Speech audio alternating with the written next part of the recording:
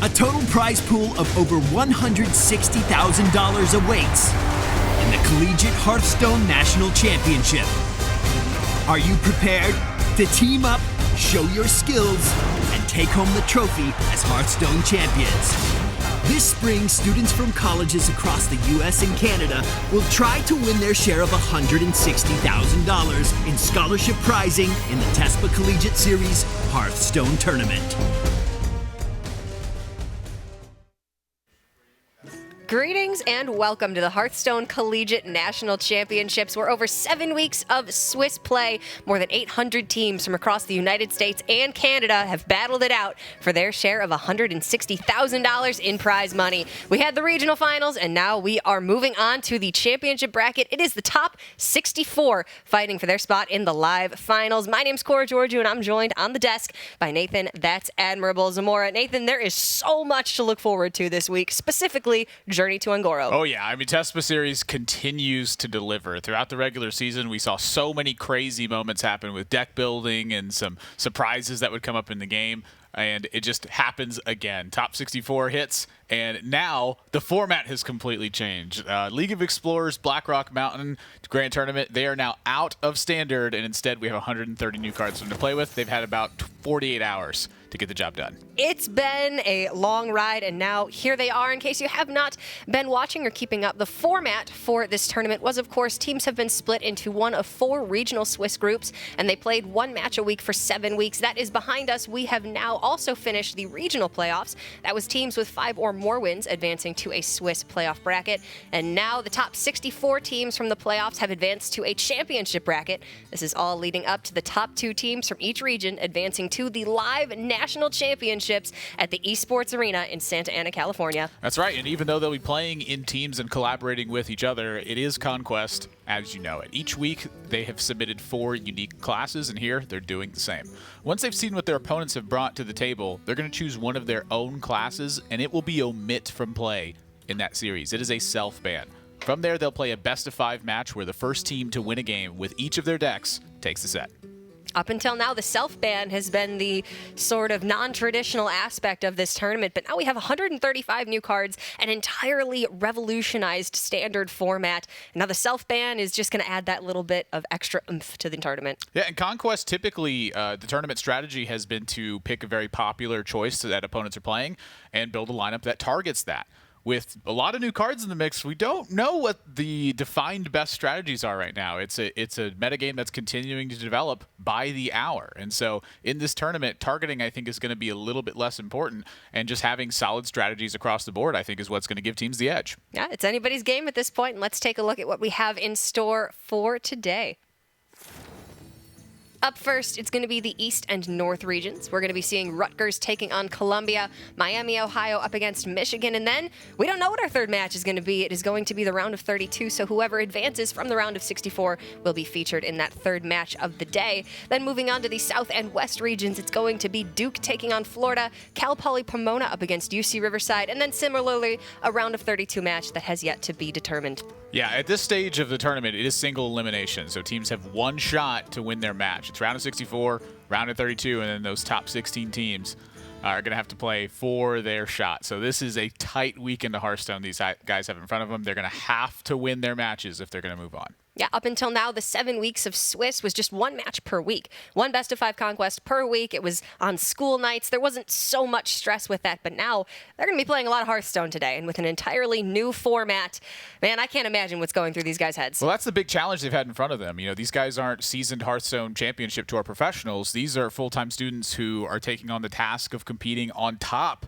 of full-time school. So with that short amount of time to prepare, with so many matches prepared in one day, I mean, this could be some unusual territory for some of the teams here. You know, our first team that's coming up, we have Noblor in the mix, and that guy was top 8 in points last year. He competed at the Last Call Invitational. He's had some deep runs in HCT, but for the most part, this is a tough road these guys have to not only get to this point, but now also to compete in this new format. It's just crazy that this is the situation they've been thrown into. I'm glad we get to see it. It absolutely is. And of course, we want to hear from you. If you have any questions that you want to ask us, tell us how you feel about the format and who you are rooting for. Tweet at Team TESPA. Go on Facebook /Team TESPA. And if you are the lucky person whose tweet is chosen to be featured on stream, then you will be one of the few recipients of the Dalaran Flame card back. It's exclusive.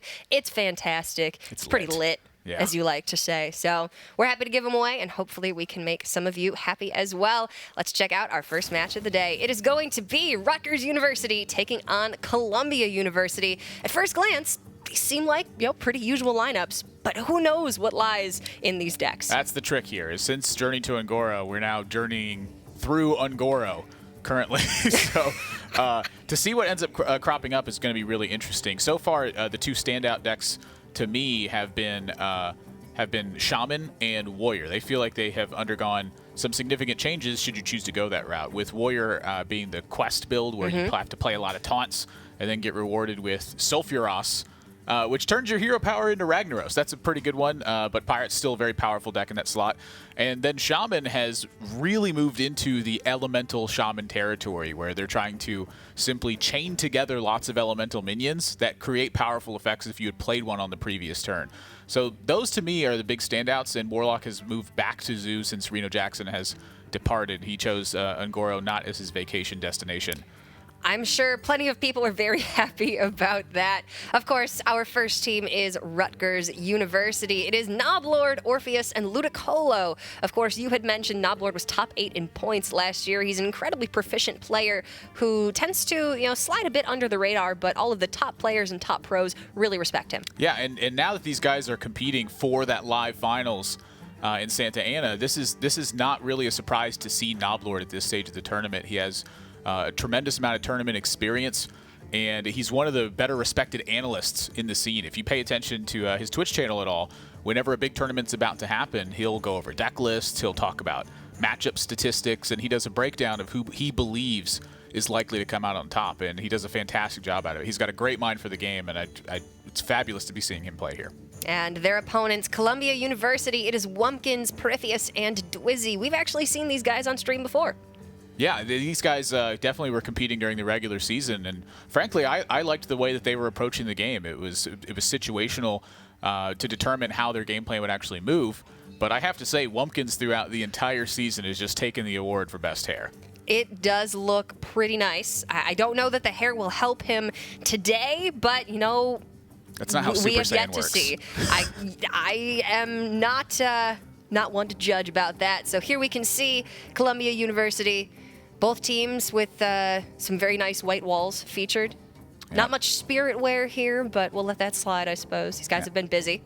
And this is sort of the feature that we're going to have for this tournament. Since we have new cards with Journey to Un'Goro, some of the deck lists have some major synergies going on. And so here you can take a look at the way that some of these cards work.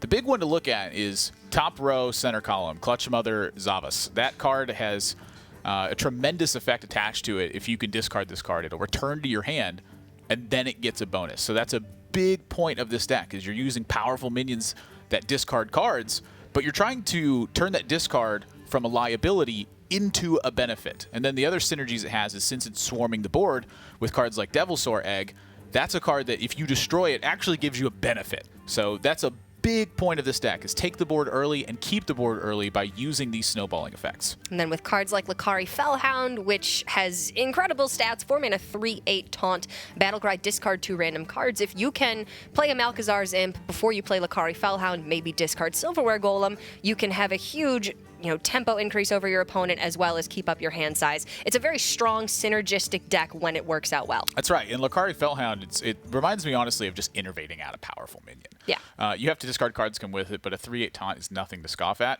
And the thing that's really missing from the Zoo Warlocks that I've seen a lot of questions about is, why no Warlock Quest? It makes you discard 6 cards, then you open up the Nether Portal, 5 mana, and then you make 2 3/2 imps a turn. The nature of the deck is that it wants to play Flame Imp on turn 1, and then continue to use that advantage every single turn to stay one card on board ahead of your opponent. So sacrificing a card not only in your hand, but also on board with the quest, not something that a deck quite this quick is looking to do.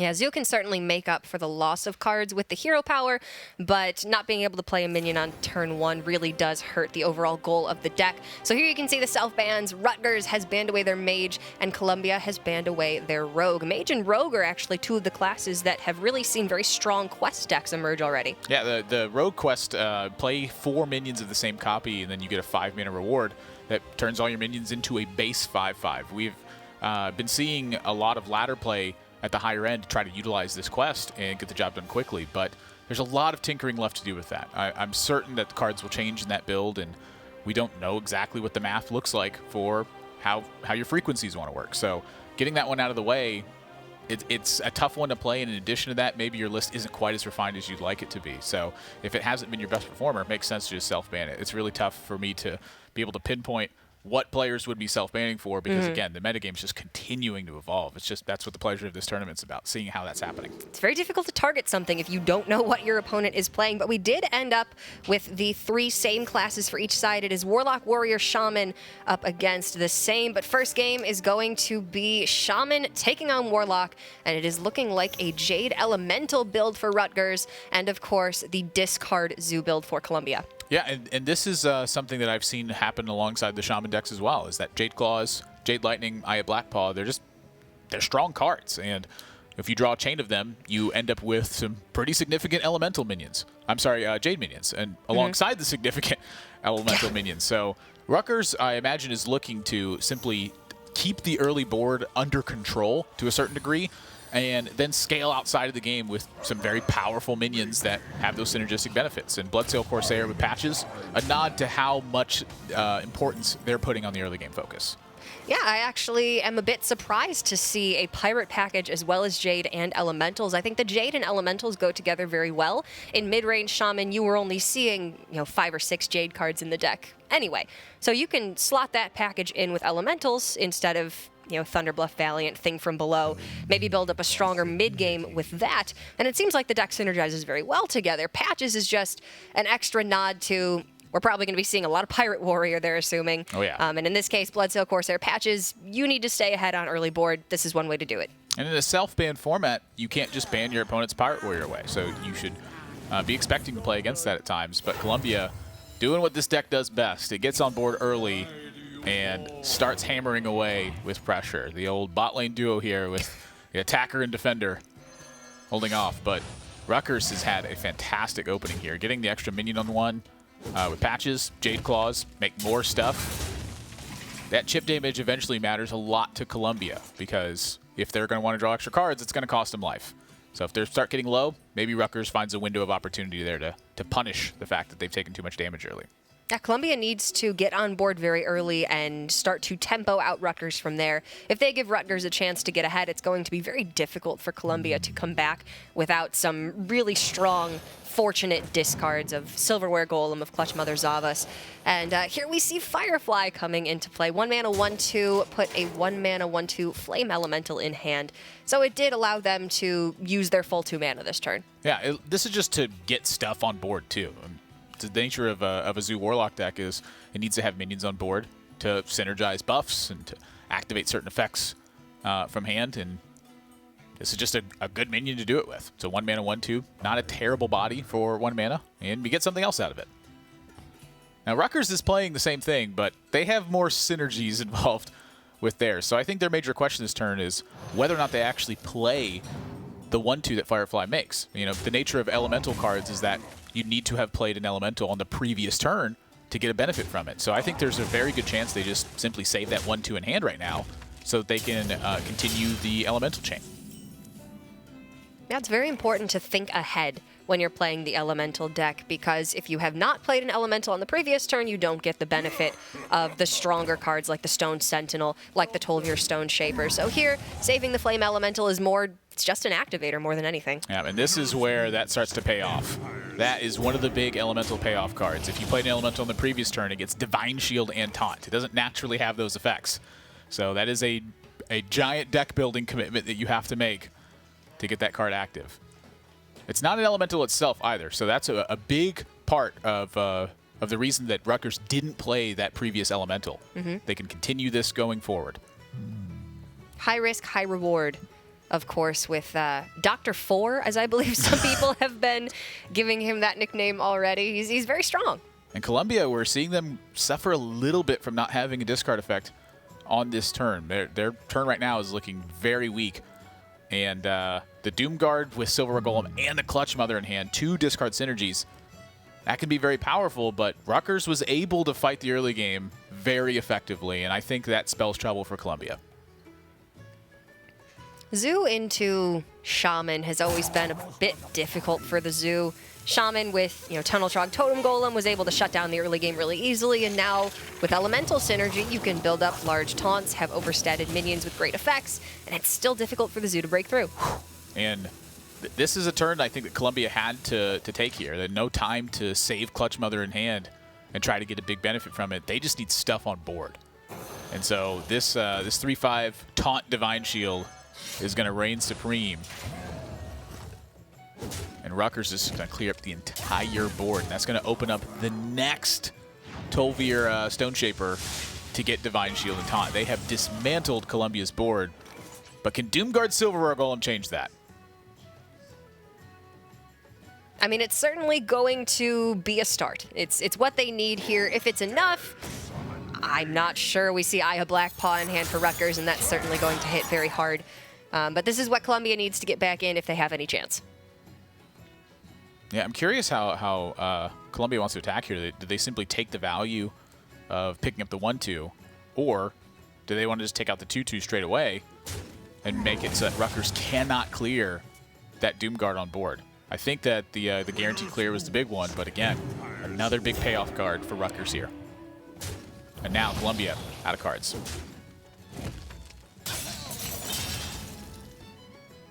It's a nice one to draw. In this case, it's just a 2-mana 3/2 cycle. It's very strong in this case. Seems good to me. It's pretty good. Oh, and they draw Doomguard too, so All right. 2 pretty strong pickups for Columbia here. And if they draw anything that costs 2 or less, that means that Doomguard is going to be free from any discard effects.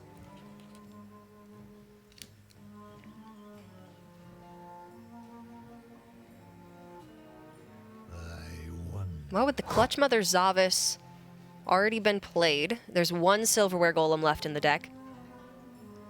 Yeah, at this point, Columbia is relying on Life Tap to really get them out of this situation. And the attack here, I think it needs to be foregone because that is just not lining up very well. And so Rutgers got some big punishes to this, and that's the right push right there. There's not really any trade on board they can take that's super beneficial to them at the moment.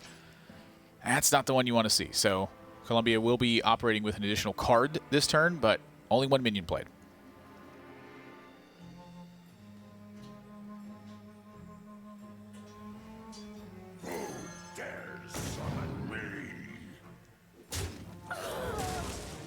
That's a nice draw, though. I mean, big body, and once again, since they're so low on cards, they're just completely negating the liability effects. Well, Columbia's starting to draw into their stronger mid-range minions. This is when they're going to want them. They need some way to fight back against Rutgers' large Jades that they're going to be building. And, possibly more elementals in the build. We have not yet seen the Stone Sentinel. Kalamos, of course. Yeah. That's the one thing that Rutgers has against them right now is that they've drawn 2 of the utility effects. They happen to not be the strongest at the moment. So if they draw an elemental, it is just by itself. It's just whatever the body is. No synergistic effect here. So Columbia, even though their hand looks a little bit weak and they're still on this big value trade game plan, I think it's pretty likely to work. All right, there is another new card coming into the hand. I believe that's the Hot Spring Guardian. 3 mana, 2/4 taunt, gain 3 health. Battlecry, restore 4 health. Restore 4 health. And you can hit a minion with that too. It's not just yourself. So that is definitely a very powerful tool for a low mana cost. Columbia with Ravenous Pterodax in hand. Battlecry says destroy a minion, and then you get to adapt twice. There's 10 different adapt effects that provide various benefits. This patch just comes back to being in charge. But you have to Battlecry destroy a minion. Like, if you have a minion, you have to destroy one. So that can be a negative effect here. And I'm curious if Rutgers is thinking they need to start pushing or if they're just going to chew through the board. Their elementals have grown quite large, but 5 damage when you have a taunt in play is a lot to deny. I like the push here from Rutgers. Yeah, I think Rutgers is certainly in a good position to just say go. Their hand is a bit weak. They don't have any direct damage, but they have enough sustain that Aya Blackpaw might just be enough to get it done. Yeah, the fact that it's just such a hard minion for Columbia to remove right now. Even if they do kill it, it leaves behind a 4/4 Jade. Yeah, so they're just going to destroy their 5/1 here. It's going to die to patches anyway, so we're down to Sim to pick up the value. Divine Shield doesn't look as good when your opponent's got a 1/1 in play. +1/+1's not going to save it from the board right now. Still trades evenly into Aya. And those aren't beneficial either. Second Divine Shield won't actually apply, and 2/1/1 plants aren't really going to save him at the moment. So Columbia looking like they're in a heap of trouble. I think Ligari Felhound's going to have to come down just to try to block some damage here. I mean, I think it has to be the 2/1/1 plants. Obviously, you don't pick second Divine Shield and can't be targeted by spells or hero powers. Doesn't do too much with Lightning Bolt already gone. There's some merit with that if you think Hex is a maybe big problem, Hex. but Ligari Felhound's going to get hexed probably first. So I think taking that one is just not as much of a benefit simply because you're playing a higher priority minion. Rutgers, Firefly is a weak draw. definitely not a good one.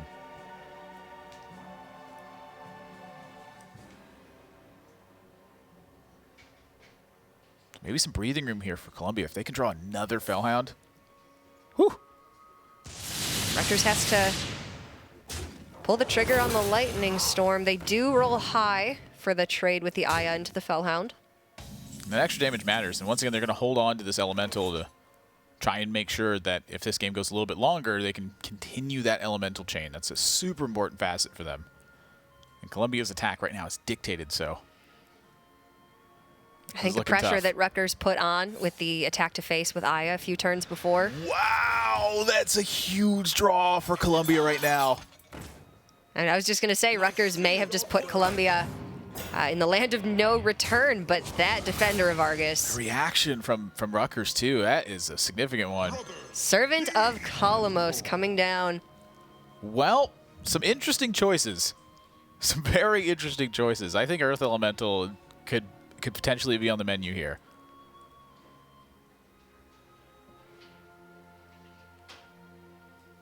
Just a big body.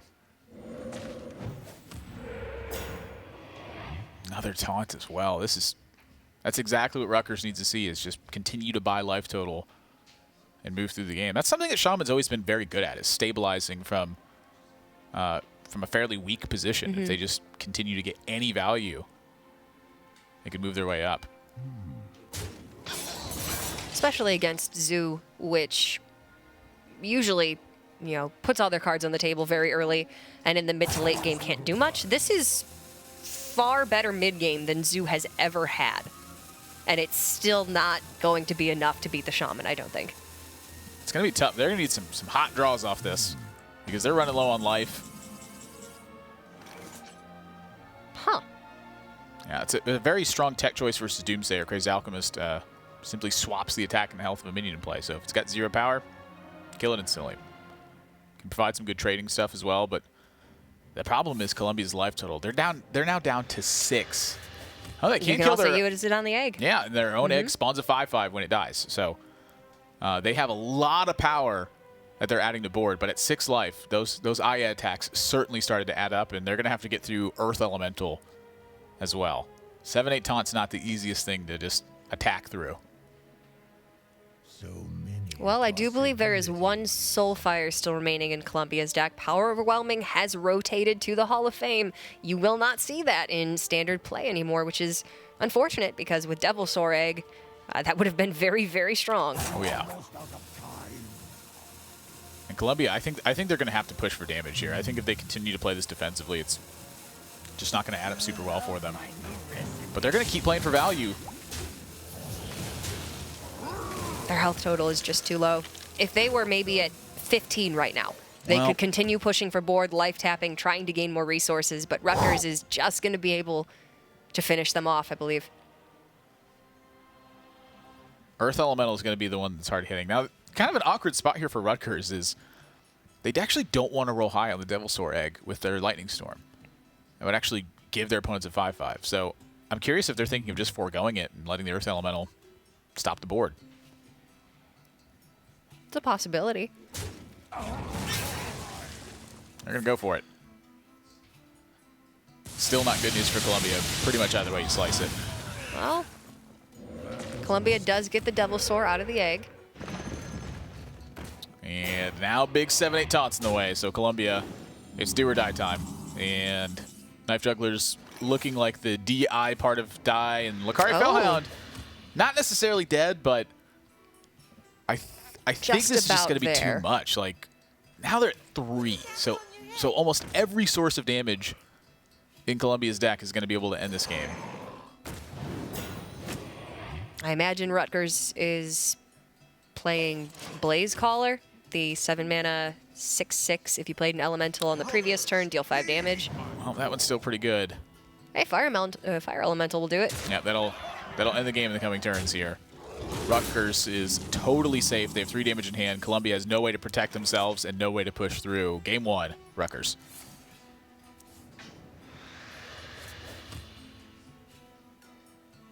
Well, Columbia doesn't know that they're dead. But they are. But still. I think they know. I think they've probably known for a while when you're now. at 1 and you have a lone 5/1 minion. Am I dead? Usually when the jig is up. Yeah, you're dead, Columbia. Tell you what, there's no more Azure Drake. It's in the Hall of Fame now, but if you're playing Elementals, you have a variation. That is going to be game 1 to Rutgers with their Elemental Shaman. And I do believe they're playing their own Warlock, so we'll have to see if maybe their Disco Lock fares a bit better than Columbia's if they are playing a similar build. Yeah, in that game, I mean, we saw a lot of heavy minions in play, but really the big deal was they weren't able to snowball the early advantage. That's where the Zoo deck wants to take its major advantage, is by having very efficient early game minions. When you get matched, it is a long road ahead of them. And in that one, the damage started to pile on. When Taunt Totems got rolled, it disrupted their large minion attack. Just never really had a chance to dictate the pace of that game in any single way. They just responded to very strong, and a strong open from Rutgers as well. The Pirate mattered a lot on turn 1, and then Jade Claws ended up mattering a lot. Everything in their deck had some important facet, pretty much except Firefly. Firefly was fairly important, but Yeah.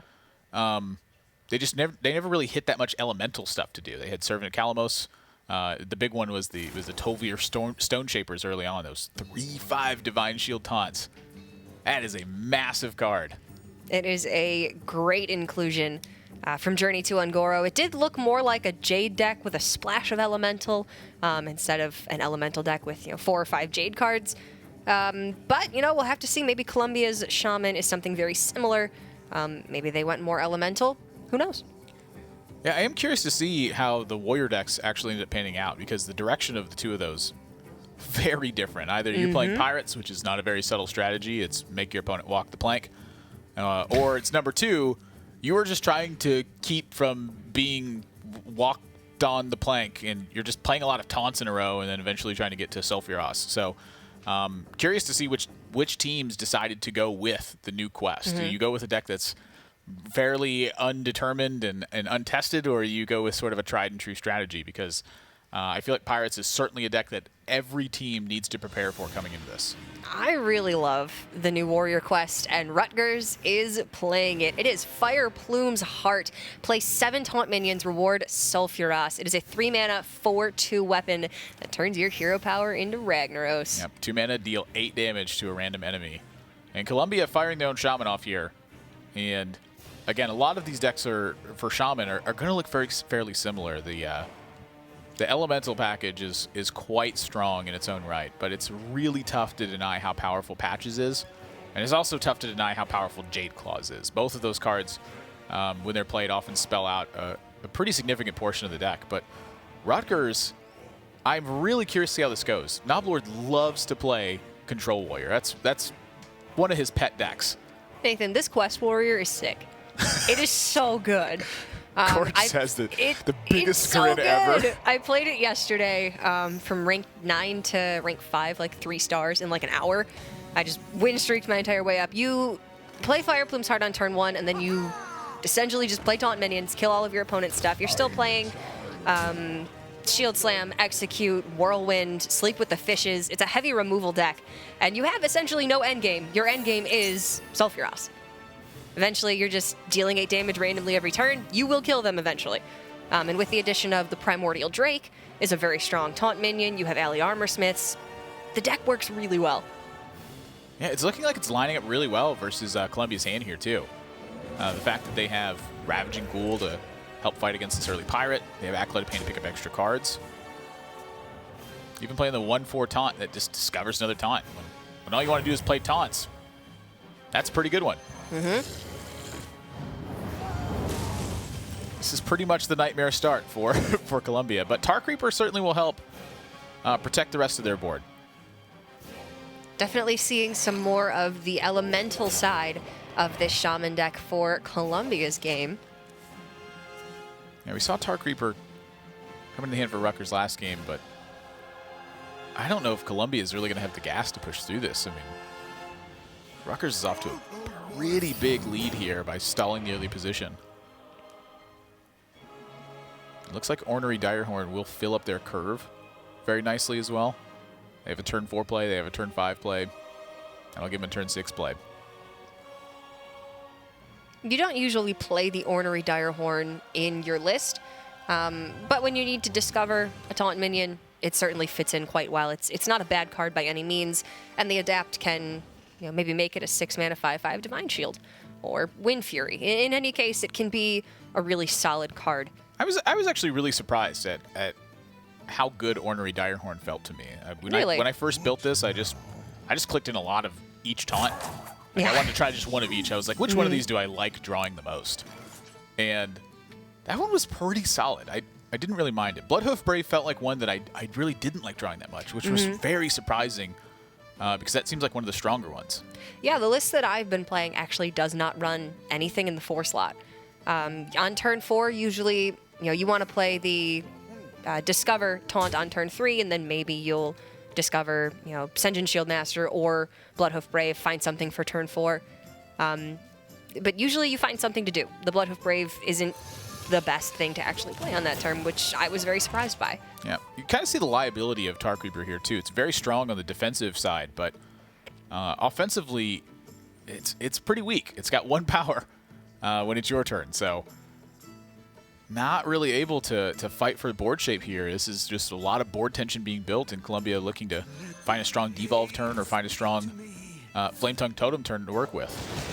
Rutgers, meanwhile, start taking advantage of that. Draw extra cards. Puts pressure on the minions. With 2 very defensive decks coming up against each other, eventually one of these decks will need to apply pressure, kill their opponent in some way.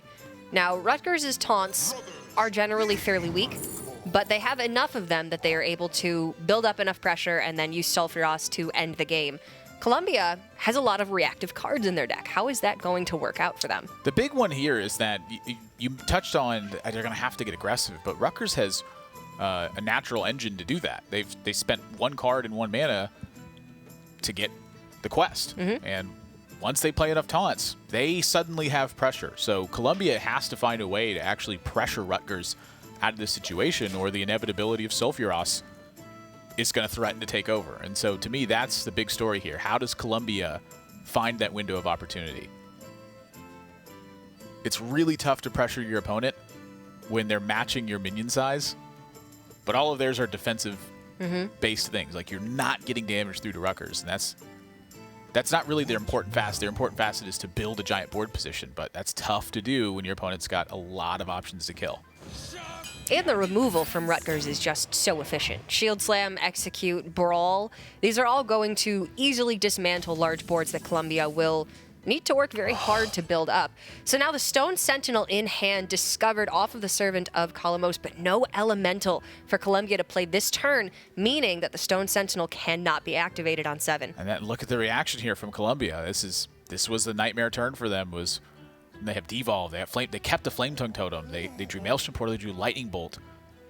The Elementals are very powerful, but not if you don't have the prerequisite. They're very strong, but they are a bit situational. That's why we saw Rutgers playing their Shaman and playing Firefly and then keeping the Flame Elemental for situations exactly like this. Yeah, I mean, I'm going to venture to say Columbia definitely has Firefly in their deck, but this is why that card's important. It looked very underwhelming for Rutgers games. It's like a combo piece for Rogue. Yeah, I mean, that's exactly what it's like. And suddenly it hurts. Their turn 7 is very weak. They have nothing planned.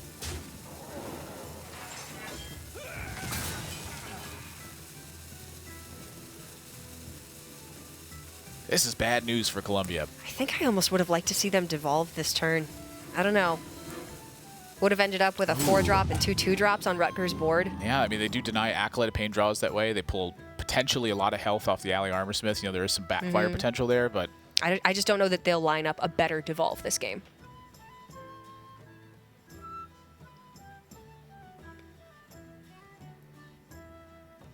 yeah, plus this is still disrupting the Elemental chain here as well. I mean, now they can't even play Stone Sentinel in 7 if they really wanted to get Kalamos active on turn 8. With Kalamos, you get to cast one of 4 invocations at your choice. If you played an Elemental in the previous turn, 3 damage to your whole opponent's board, you can deal them 6 damage, you can fill up your board with 1/1s, or you can gain 12 health. So 12 health not really an option that they're looking for in this matchup, but that is a very powerful card that they need to get active. That's probably their biggest payoff card in the deck. And it's looking like they're potentially 2 or 3 turns away from that even happening. Just a very unfortunate turn 6 for Columbia. Had they drawn any Elemental instead of Lightning Bolt, I think this game would look very different right now. J-Claw's no help either. Oh, this may be the devolve turn. You know, it's tough for Rutgers to really make any aggressive progress because of the Tar Creeper. It's doing a great job of holding the board down. But Columbia's not really making progress either. They're getting close, but close isn't enough. They need to find a way to start taking advantage. And they're fearing Brawl this entire time, too. That's the other thing, is when Rutgers just been hanging on the cards for quite a while, Columbia has to think, what does Rutgers have in their hand? If I commit too much to the board, is Brawl gonna blow us out of the water? If I don't commit enough, is Rutgers just gonna play taunt minion after taunt minion and eventually get such a big wall that there's nothing they can do? Well, the Brawl is very likely. In every Quest Warrior list that I've seen, you have at least 1 copy, most run 2. So Columbia here can clear off the entire board just with the Flame Tongue, but then they weaken their own board substantially, and they have no follow-up at this point. I think Tar Creeper's come close to doing its job, but they want it to stick around. It's not quite done yet.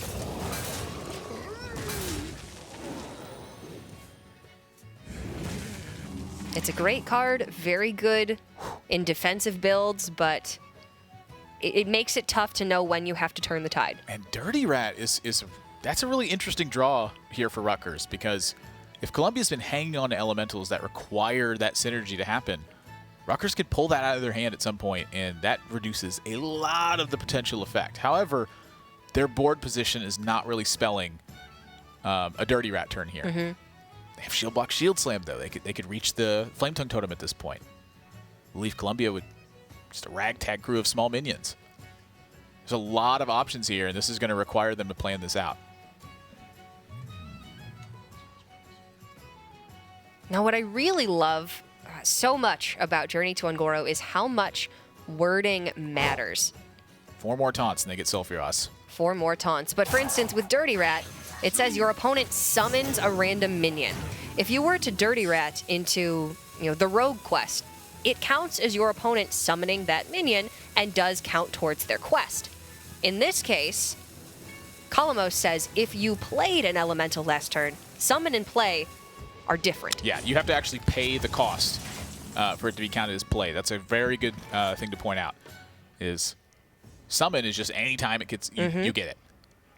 Play means you pay You physically the cost. have to put that on the board. Physically, digitally. Physically, digitally. Use your mouse. That sounds like a great setup for like one of those TV shows when you're a kid. It sounds like a Like- Disney Channel movie.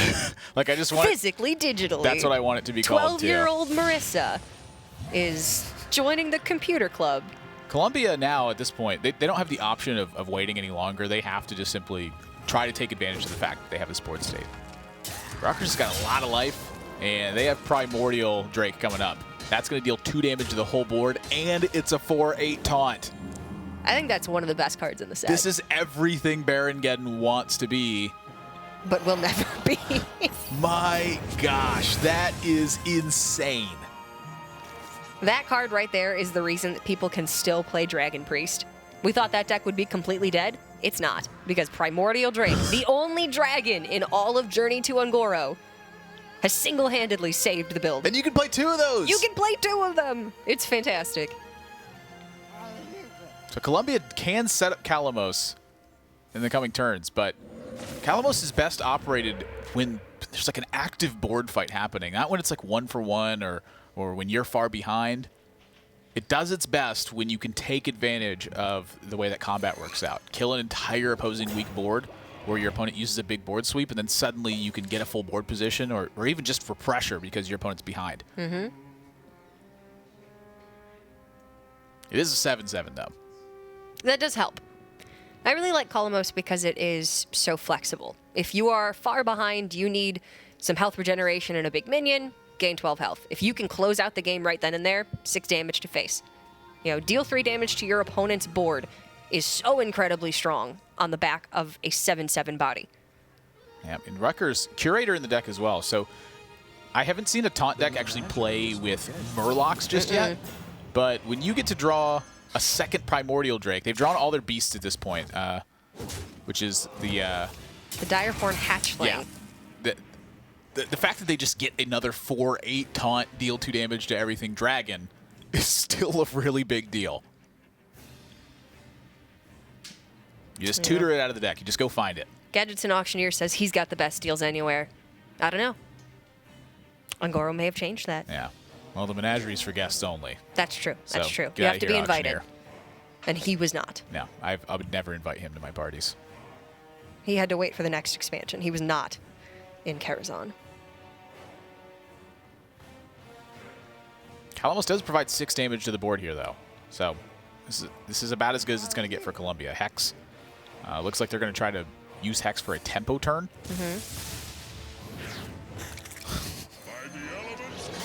I don't know why that's funny to me. It just is. Just Hungry Crab is just funny to you. Oh, this is going to be a clear for Columbia.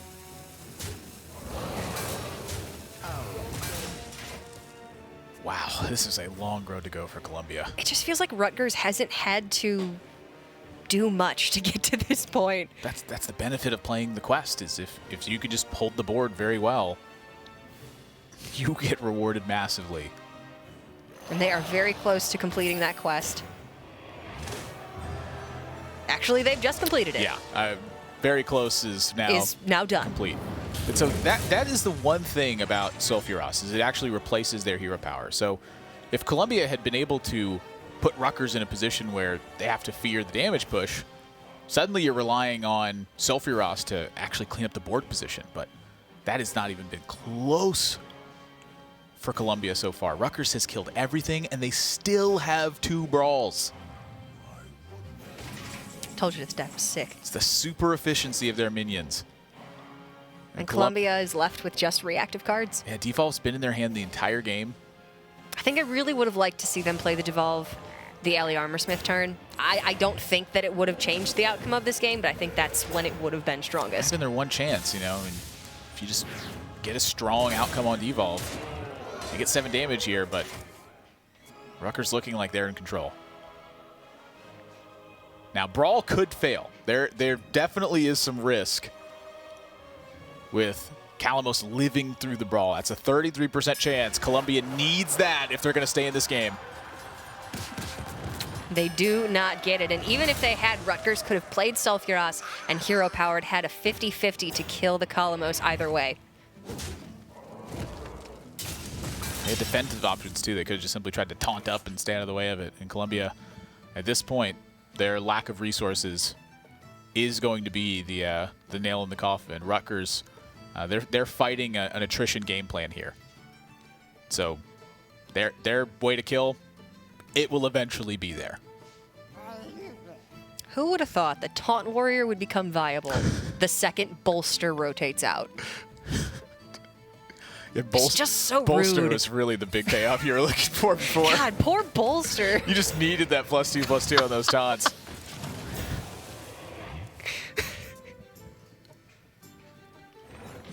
Add insult to injury.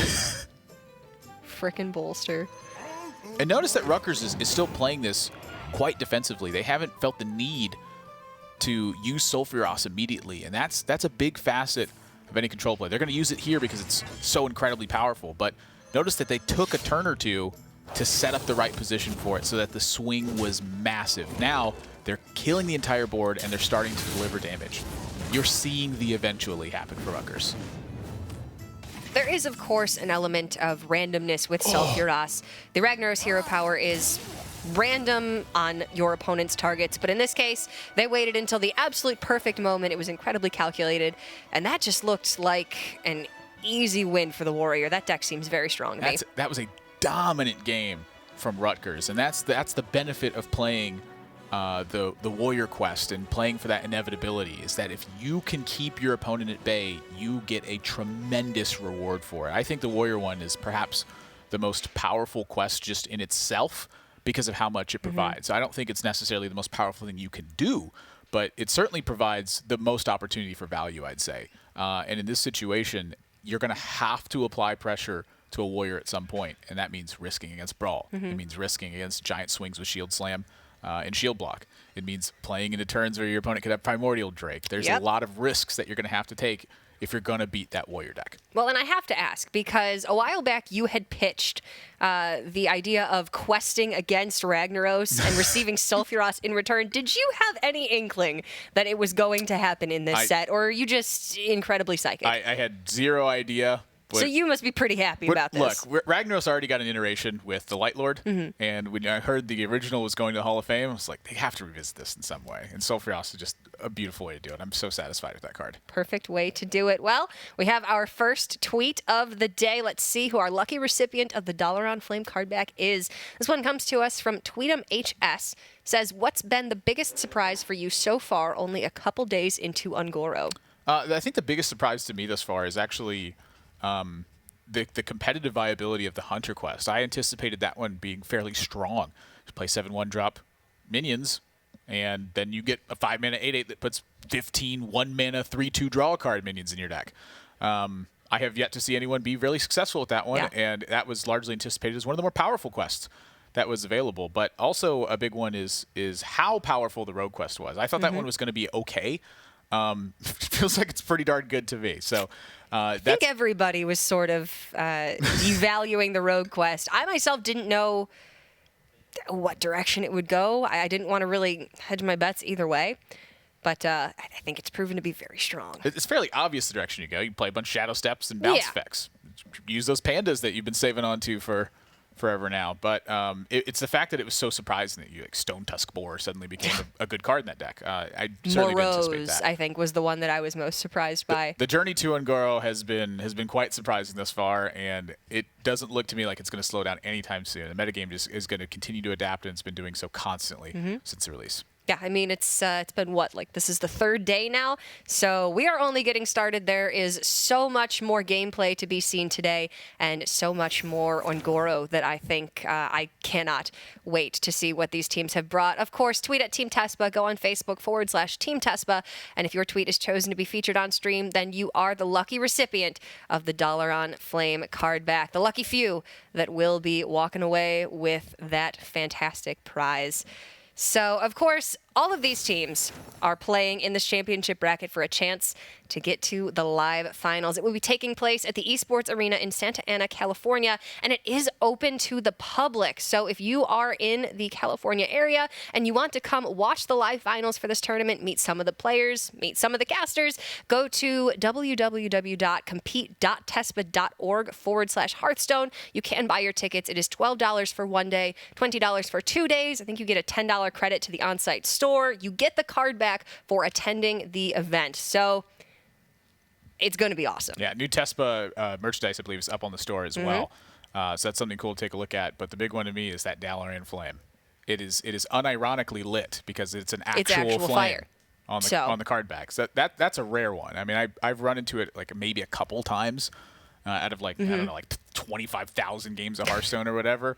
It's hard to get. That's a super cool one to have. I personally can't use it because it's so distracting to me. I just continue to stare at the card back the entire time. Fair enough. But yeah, Esports Arena, that's a fantastic location. I've played 2 preliminaries there. I've met with Hitare. I've met with Ant, Astrogation. A lot of pro players have gone to that location because so many just live in that area. And it's a great place to go, and I really encourage you to check it out because being at a live event it's a community feeling like you don't quite get just by playing Hearthstone at home. It's great to get out there. I'm incredibly excited. I've never been to the Esports Arena, but it is going to be fantastic. And apparently, it is not www. It is just compete.tespa. So ignore everything that I said and that you saw because that was incorrect. Use that one. Apologies. Use that link. That's the right one. Go buy your tickets if you're in the area and want to attend what is going to be an incredible event. Of course, we have to get through this tournament before we can find out who the top 8 are who will be competing at the live finals. And Rutgers is certainly putting on a show. So far, they're up 2-0. Yeah, match point now for Rutgers in their first match here with Journey to Un'Goro in the mix. This has got to be a good feeling for Rutgers. They have 3 chances to win on their Warlock deck. Now, we did see Columbia struggle in Game 1 with their Warlock build. They didn't have the synergies line up right. They didn't draw their discards on time. They were forced to play Clutch Mother Zavas prior to getting any benefit from it. And all of those things added up to a board position that didn't quite get the job done. I'm curious to see if Rutgers has taken the same direction with them, more of a mid-game focus, because that was quite a bit of 4-drops in Columbia's deck. They had Lakari Felhound, the 3/8 taunt that discards 2 cards. They had Defender Vargas in there, sort of the traditional 4-drop that aggressive Warlocks have run. And they also had the Pterodax in there, the destroy one of your own minions to get 2 adapt effects. That's a lot of 4-cost minions. I've been seeing some of the builds focus more on getting on board on turns 1 and 2, a lot of early stuff, and relying on Doomguard to kind of be their big final push. But Rutgers, we're seeing the Ravenous Pterodax in hand. So this is a deck, again, it wants to play a minion every single turn and swing the board. This is going to be a full mulligan here for Rutgers. It is a lot harder to curve out well when your deck is much heavier than zoo decks that we've seen in the past. And the Ravenous Pterodax and the Lakari Felhound are largely the reason behind that. So, of course, it has only been, 2.5, 3 days since the expansion came out. All of these decks are still in testing. Everything is still up for debate at this point. We'll have to see if the zoo deck changes at all after this. Yeah, I mean, that's the beauty of tournaments happening in new metagames is who did come up with a stronger strategy, who was more prepared. And you'll see that change over and over again. But Rutgers did draw their big payoff card on turn 1. Flame Imp is so important to Zoo. When they have it, it is very powerful. And Columbia, meanwhile, they've drawn Patches in the opening hand, a card that, despite being a very powerful legendary, you never actually want to draw. Even Journey to Un'Goro means that you're not immune from drawing Patches. Not that much has changed, people. Patches likes dinosaurs too. Does he? Does he really? Dinosaurs to me seem like they want to take charge. And I don't think Patches would like that very much. That's a good point. I didn't really think about it that way. I just don't know. Maybe that's why Patches is so eager to, be drawn early. It's like, you got to play me now. Forget about these dragons, these elementals, these dinosaurs. Please just kill me before the Devilsaur shows up. Attention. Goodness gracious, Patches. Columbia, they've drawn their elemental activator this game, but they're in a much different position than they were against Taunt Warrior. They're facing a lot of early damage Lightning Storm is their way to sweep out a wide board position, but they have to time that right. This isn't a card that you can afford to use as early as possible because A, it's overloading your mana, and B, the effect is meant to generate a lot of value. So here they would be getting not very much out of that. They're still at 30, they have some time to work with, but what do they do in the meantime? That's the question here. Fortunately, there's not much that they can do at this point. Their options are rather limited. Yeah, if they play one elemental, it makes sense to play another. The first one would simply be a sacrifice. So that sacrifice is now meant to make progress towards that Flame Imp. So they're choosing to fight for board. Rutgers, though, they draw Darkshire Councilman. That will not be cleared off by Lightning Storm if that's what Columbia was going for this turn. And you could see how much Rutgers wants to have this minion stick to the board. They just trade the Flame Imp over a 1/2 to protect Darkshire Councilman. If that card gets going, Columbia is in a heap of trouble.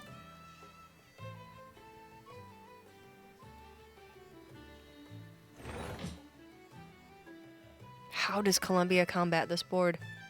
It's looking like their clear might have to be over 2 turns. Yeah, I mean, this is why having that early pirate is so powerful. It allows you to actually get the minions on board. When you get patches out of the deck for free, it's really easy to play. You don't really care if it dies that much, but when it's in your hand, you have to find the right moment for it. This is why the Jade Claws is so important. Just extra damage that you can chip away at minions with, and once again, an expendable body. Kalaka Crawler coming in to Rutgers' hand. I would anticipate that being a fairly common tech choice throughout the weekend. Battlecry, destroy a pirate, gain +1/+1. A 2-mana 2/3, not a bad card in its own right. I've played River Crocolisk before. Now you can play River Crabalisk. Variation of the Yes. of the Crocolisk tribe. And Columbia, they feel the need to Lightning Storm this turn, and they get the 3 rolled on the Galaka Crab. So they've pulled a lot of damage off board here. I don't think they're quite done. Lightning Bolt's got to come out too. But this is the setup that Rutgers is looking for. When their board gets cleared, they have Lucari Felhound, a giant body, and discard synergy. Ravisar Runt. Okay, that is a 2-mana 2/2 battle cry. If you have 2 or more minions on board, adapt.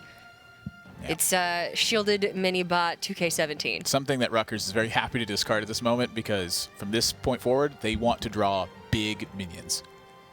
And they're going to have 2 cards to turn to do it with. Notice that when we saw game 1, Rutgers was actually counter-pressuring Columbia in that game. Their early game was strong enough to give them that opportunity.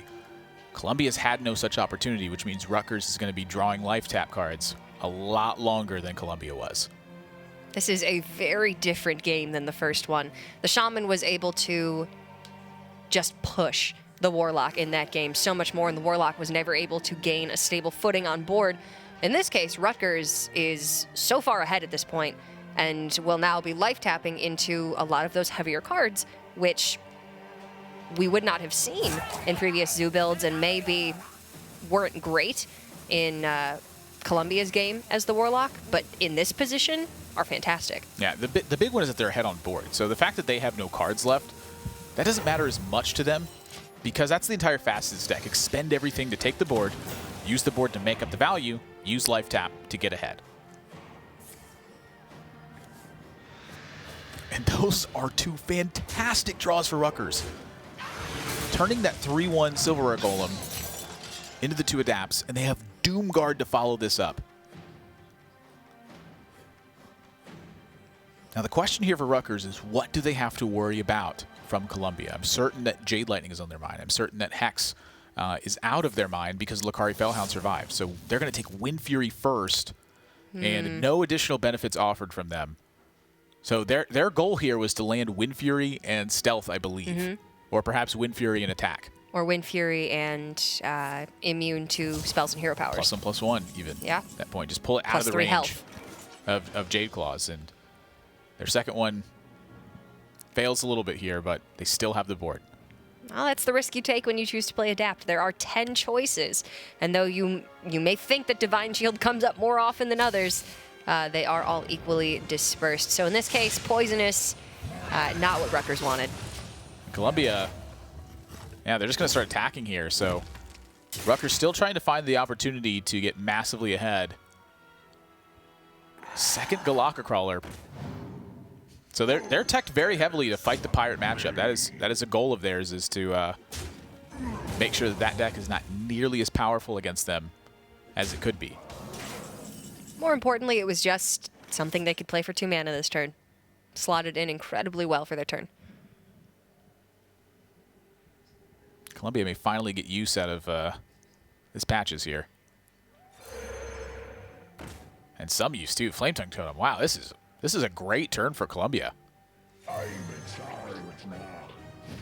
They actually get to kill the Doomguard here, so they're leaving the Galaka Crawler by itself, and they're going to be able to play another Jade minion. So Rutgers hasn't made much progress on life total. Their board's getting killed now. Wow, this is a big turnaround. Columbia still needs to find some strong follow-up after this, but the elemental minions in their deck. Oh, that's a good question. Should they play the elemental now in case they draw one of those big payoff effects? If they draw Stone Sentinel, if they draw Servant of Kalamos, they would want to play the Flame Elemental this turn. I am really glad I'm not Columbia right now. That is a tough choice. They're going to take the Jade. It's something that's very, very difficult to weigh because you're playing off of the top of your deck, and you need to play these elementals on the turn before you play another elemental to get the payoff. That's another Doomguard. That's a good card. And now Rutgers does have a choice here, though. If they push the Galaka Crab into Columbia's face, it means that it's going to get cleared by the Jade Claws, and they'll be facing down a 3/2 minion that stays there. If they choose to attack into this preemptively, though, it means the Voidwalker's now threatening that 3/1. This is a very smart play here from Rutgers to hedge their bets against that. What do they need that 2 damage for? They need to stall the board position. Just continuing on with the game plan that we've seen from them. They've been fighting for board this whole time. They're continuing to do so.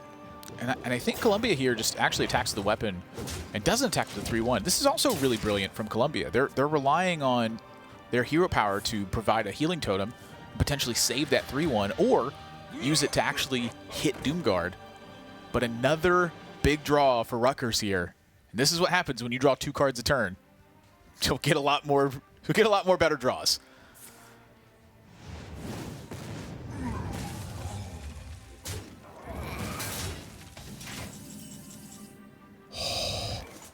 That is a fantastic draw for Columbia. Rutgers finally starting to decisively pull ahead on board. But Columbia has so many valuable draws from here on out. They can still easily take this. They're matching it, and I'm curious if this is the turn they have to play an elemental. I think they do.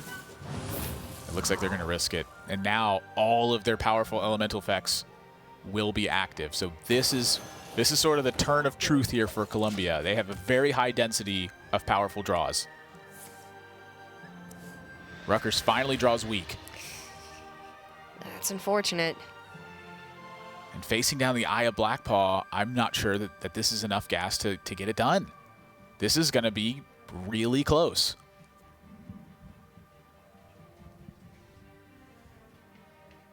Well, just looking at how these trades line up for Columbia, it's so favorable that if they draw anything reasonably good on this following turn, I think they'll just win. And mind you, this was Jade Claws and Jade Lightning pulling Columbia back into this game.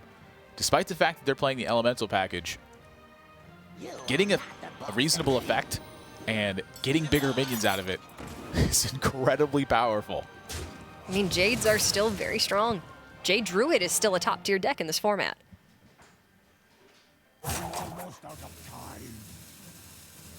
Aya is just so good. Look at what Rutgers is having to do to try to piece together a game plan here. They are considering trading the Doomguard into the 4/4 Golem. 5/4 takes 1/2 or 0/2 are not very good, and 5/4 trades with 4/4 is terrible. Not the strongest. And Columbia, they get to clear up most of the board here. Now, this is a really interesting thought here. Malchezaar's Imp, in the face of discards, could draw Rutgers extra cards. Which is a bigger threat right now? Is it a bigger body with Silver Golem and the 3/3? Or the risk of Rutgers drawing a couple of perfect cards and getting extra draws? Well, when they're only drawing 1 card this turn off the top of their deck. They would have to life tap for a second. How worried are you about the discards when the most that they can reasonably draw is 1 card? I don't know. I think the 3 damage is probably more valuable here. If Rutgers had cards in hand, I think it would easily be the Imp. But here I agree with what Columbia did. Oh, no. Oh, wow. That's a 3rd tech choice, Pirate Warrior. And that's not a bad one, though. Huh. Sure makes the Darkshire Councilman look better. Forbidden Ritual is a card that really rotated out of the old Zoo decks because they just didn't have a reason to play it. Didn't really have much of a reason to play Zoo either. You had Reno Jackson in your Warlock deck. Well, and Maelstrom Portal was a thing. Yeah, Maelstrom Portal still is a thing. Yeah, but now the Warlock decks, though, they're back to Knife Juggler and Darkshire Councilman. So Yeah. that 1 card providing a big synergy benefit can be a big payoff. And here, Hex is, I mean, what do you Hex? Do you Hex here? You've seen If you both do, Doom you Guards. hex a 3/2. There's a Lakari Fellhound left for Rutgers. We haven't seen Clutch Mother Zavis yet, but at that point, at this point, that's just a 2-mana 2/2. Yeah, at this point, it's just a matter of can Rutgers overwhelm Columbia before they draw away to stabilize. And so in Columbia's position, I'm curious, actually, if you even attack a minion here with the 5/5. Like, you start pushing damage on the Rutgers face, and maybe you have an opportunity to close the game. That's a good point. They're just going to clear everything. They say, you know what? Have your 2 cards. I think I've got enough.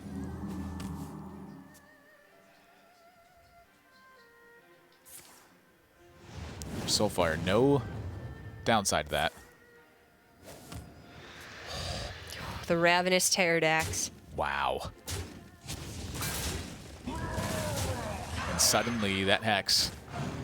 Would have been very valuable here. Now, Rutgers may have been able to protect it in that situation, too, so it's tough to say one way or the other, but once again, the power of drawing 2 cards a turn is proving to be the big benefit. And they have an option to make this a 4/10, a 4/7 taunt, or a 7/7 for 4 mana. 4 mana 7/7, no overload. Who's the shaman now?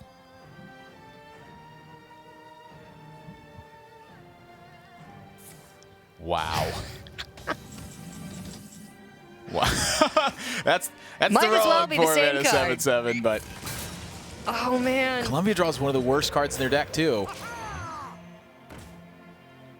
The Hex protected the 1/1s. That means they get to chew through the Taunt Totem here.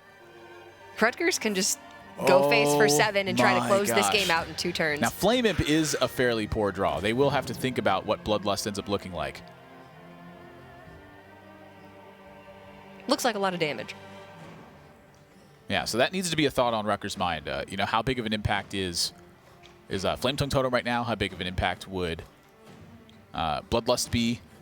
But the thing they don't have to worry about is an elemental activation. They don't have to worry about Calamos or Stone Sentinel right now. Does the Shaman deck run any card draw?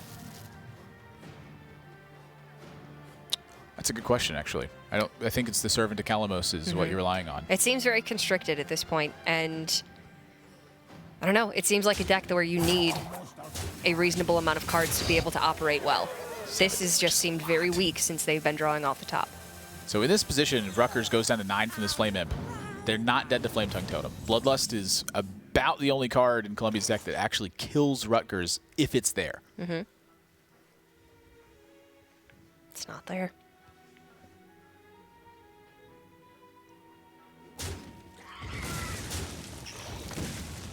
Taunt Totem. Taunt Totem. Hot Spring Guardian, they go to 11. So they're trying to get back into this. They're so close.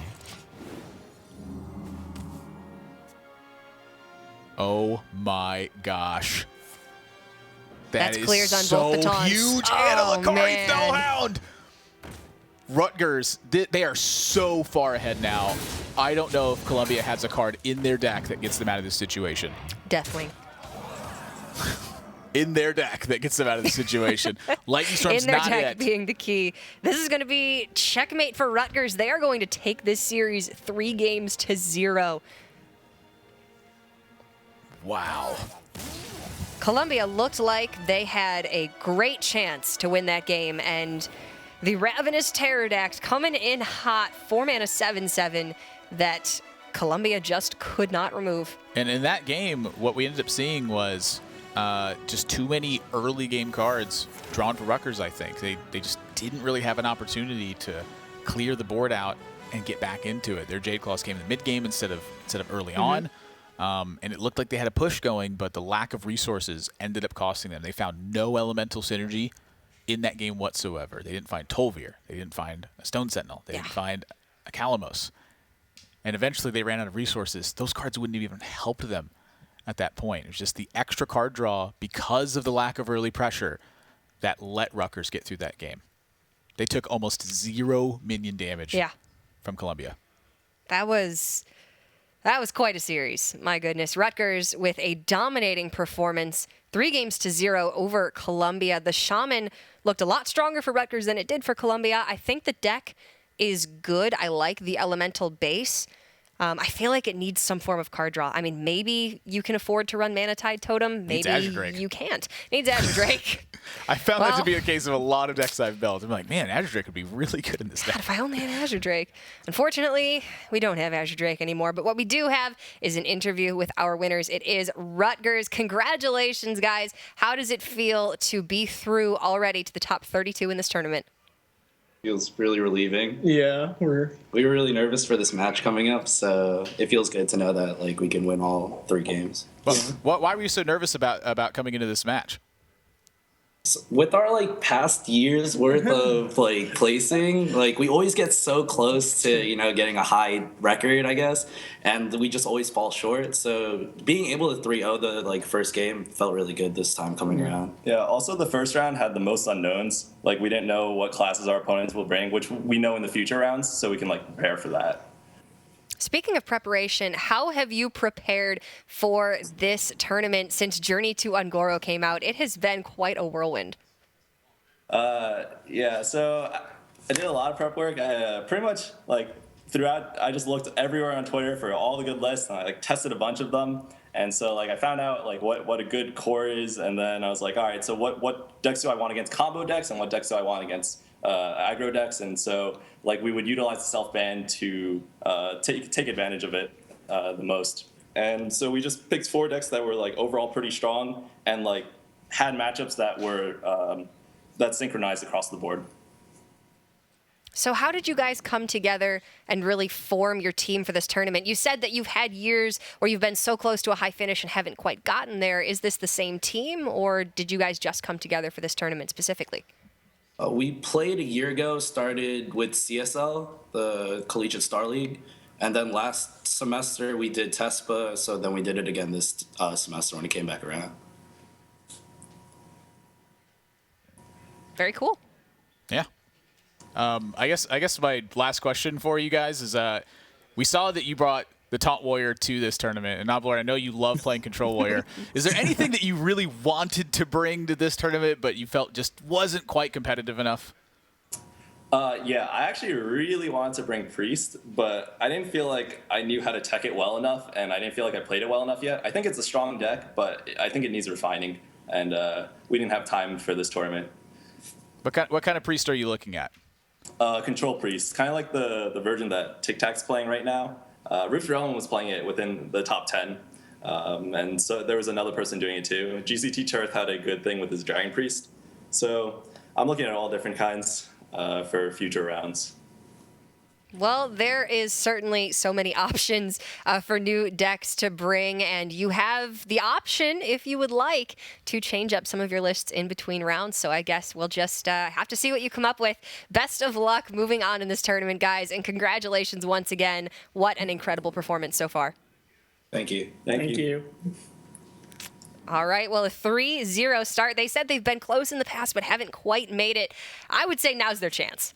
Yeah, I mean, that's definitely seemed a big storyline for this team. Is again, last year in HCT, Noblord was having some deep runs in the preliminary events, and he was top 8 in points for the entire region when it came down to the incredibly end. impressive. Yeah, it was so close, but so far away at the same right. But now here, 3-0 in match 1. They have a couple more to go to make it to that live final. Yeah, and they said they've played in Collegiate Star League. They played in TESPA last season. So certainly these guys have the rapport. They've worked together enough now that I think they can take it all the way. An incredibly strong performance from Rutgers so far, and I am definitely looking forward to seeing what they can bring. I am a little bit surprised, though, that we saw mirrored lineups in the first match of the day, only 3 days into Journey to Ungoro. Are you surprised by that as well? Not necessarily surprised, but that's a big facet of the tournament play. If it's very early on, a lot of research just looking at ideas and seeing what other teams are bringing to the table or just other players are using on ladder is a big point of research. If somebody else can do a lot of that work for you and you just simply need to learn a matchup and figure out the order of your cards, that's certainly something that comes into big effect. And for instance, we have a Warlock deck list, again, that we could take a look at and see where some of the synergies came in. So the Rutgers build was a little bit different. And notice there's a couple cards that we didn't see, and it's namely Glacial Shard, bottom right card here. 1 mana, 2/1, freeze an enemy minion. Or, I'm sorry, just freeze an enemy, period. You can freeze weapons with this. A lot of their deck is focused on fighting against Pirate Warrior and similar style of effects. They're trying to tempo out weapon swings. They're trying to get value when their opponents play a pirate. They're trying to swarm the board and then take advantage of the fact they have that swarm rather than simply watch those minions die to weapon effects. And that's why the Ravasaur run is there as well. Try to get some value out of that board immediately. This one's heavily based on taking the board position and then getting a big advantage from that. But notice at the 4-drop slot, Yeah, that's what I'm looking at. no Defender of Argus. They said that Lakari Fellhound is going to protect me. Ravenous Pterodax is going to be my push effect here. So they focused a lot more on this early game with those extra 1-drops. They have the one big synergy with Forbidden Ritual here. And notice, no Knife Juggler either. That's been a very popular card in a lot of the Zoo Warlock decks I've seen thus far. They've chosen to go with Galaka Crawler and Acidic Swamp Ooze to help fight against the Pirates. This is likely a tournament choice that they've made for this one. Maybe not necessarily the best choice if you're playing on ladder. Yeah, I absolutely agree. I do not think this is a deck that you would want to take on the ladder, but in a tournament format where you can expect to see a lot of Pirate Warrior, this is a self-ban. You cannot ban away your opponent's Warrior deck. You are at the mercy of what they decide not to play, so you need to be ready for anything. And in this case, Galaka Crawler, Acidic Swamp Ooze, the freeze an enemy minion elemental, or enemy period elemental, excuse me. You can freeze weapon charges. That's incredibly important. This list is heavily teched, but it worked out very well for them. Yeah, if you find yourself wanting to play an aggressive Warlock deck and you've been running into quite a few Pirates, try out a couple Galaka Crawlers. Blowing up their guy and getting a Totem Golem in the meantime. It's a pretty darn good card. Hungry Crab may not be the best, but, you destroy pirates and it's pretty good. So, of course, these teams are fighting to make it to the live finals of this tournament, which will be in Santa Ana, California at the Esports Arena. And it is open to the public. April 22nd and 23rd. Go to compete.tespa.org/Hearthstone. You can get your tickets now. You do have to attend the event to receive the Dollar on Flame card back, but $12 for 1 day, $20 for 2. There will be a developer station. We're going to have a lot of Team 5 there. There's going to be a photo booth, an on-site store with new TESPA merchandise. It's going to be a great time, and I'm hoping that we get to see a lot of you there. Yeah, I mean, the live events certainly have a community feeling like you don't quite get playing Hearthstone at home. If you guys haven't been to a fireside gathering or an event like that, I really encourage you to go because to me, that's been the reason I've played cards for as long as I have, is attending a big event and meeting like-minded individuals and just building friendships and more people to play with. If you're looking to get better, that's a great opportunity too. There's certain to be some strong players that you can talk to there. It's tough to do with a digital card game, but this is a great opportunity to meet some new players and have a fantastic time. So we have already seen our first match of the day, a 3-0 victory for Rutgers over Columbia. And of course, we have 5 more matches coming your way today. It is going to be a Hearthstone-filled day. Up next is going to be Miami, Ohio, taking on Michigan. Then we will have a round of 32 match after that. So we will be right back with our next match of the day. Don't go anywhere.